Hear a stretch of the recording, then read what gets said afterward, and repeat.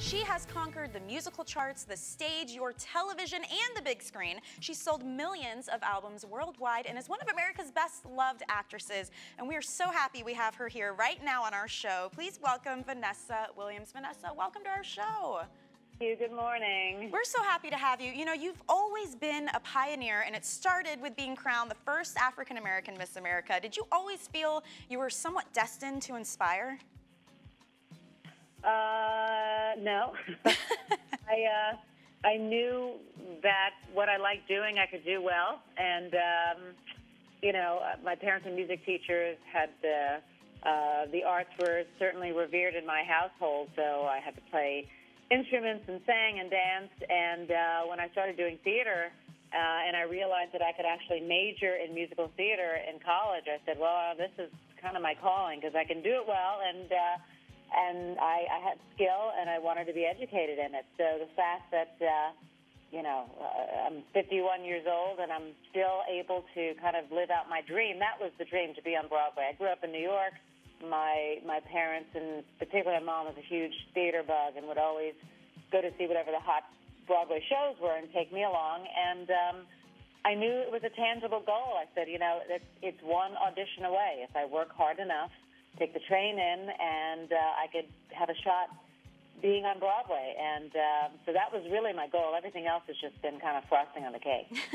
That's awesome. They kind of planted that inspiration in you. And, you know, you've been so successful in your career, but the path to get there, not always as easy as it may appear to just the random outsider. You've had bumps along the way, and our show's all about overcoming hardships. And so we're wondering, what are some of the hardships in your life you're most proud of overcoming? I don't know about being proud of hardships, but I certainly know that there's been obstacles that many people have dealt with that certainly change your life and reflect who you are and force you to really show your true colors. I mean, I think, you know, divorce, I've gone through divorce twice. That was one of the hardest moments in my life because you've established a family and a marriage, and it's really the crumbling and restructuring of your life after what you dreamed about doesn't work out. I think, and a lot of women and certainly people in life can agree that divorce is devastating.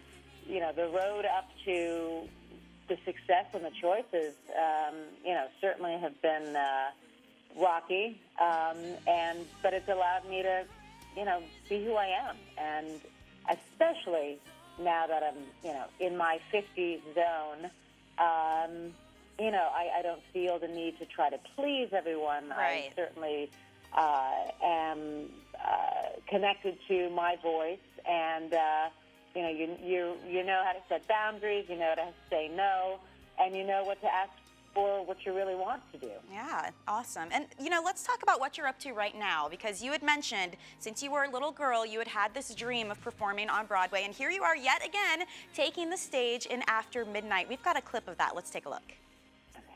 Keeps raining all the time.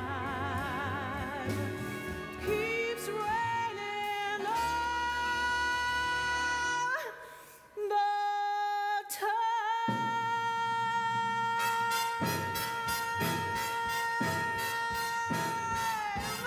How much fun are you having with this right now? Tell us a little bit about the show and your part in it. Well, it's called After Midnight. It just opened this year, so Tonys are coming up, and I hope it gets a nomination for. Yeah. It's based on Duke Ellington's arrangements back in the Cotton Club in the 1930s and 40s. It's got some of the best dancers on Broadway. You can see tap and modern and gorgeous women and fans, and the music is fantastic. It's our American songbook, so I get a chance to sing, you know, Stormy Weather, which was made popular by Lena Horne, Sunny Side of the Street, Zazu Zaz, which is a huge Cab Calloway number that he made popular, and I Can't Give You Anything But Love, besides a tremendous amount of fantastic music. We have Wynton Marsalis's Jazz at Lincoln Center Orchestra on stage as well. Wow. It's 90 minutes, no intermission. Once you sit down, you are entertained till the very end, and it's phenomenal. And Dule Hill plays our master of ceremonies. You know, over the time of your career, the whole span of it, you have taken on so many characters. You know, the best friend, the villain, even roles in children's movies. So we're wondering here, which of these is most like the real Vanessa? Oh, boy. Them. Because they've all been very kind of, I mean, you know, Renee in Desperate Housewives is completely self-absorbed. Wilhelmina Slater of Ugly Betty was... Loved you as Wilhelmina. She was certainly a handful and a control freak and conniving. Great to play, by the way, as an actress. The reality is I'm a mother of four.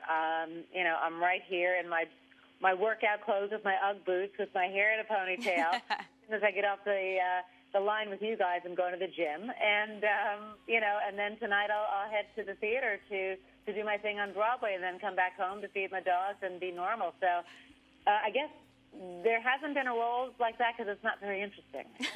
I gotta say, you were very interesting to us. We are so happy you took some time out to visit us on the show, so thank you for that. And don't forget, guys, Vanessa is appearing in After Midnight at the Brooks Atkinson Theater in New York through May 11th. Thank you, Vanessa. Thank you so much.